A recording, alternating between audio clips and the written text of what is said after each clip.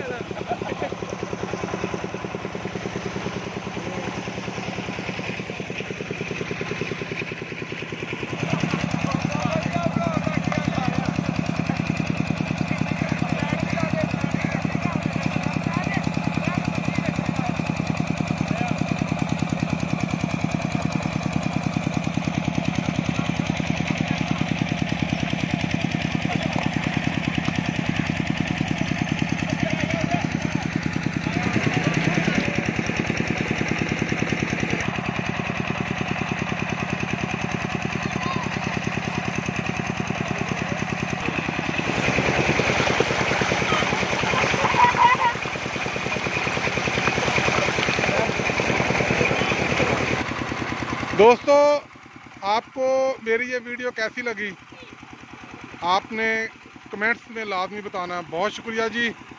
शाद रहें, आबाद रहें। खुदा हाफ़िज़।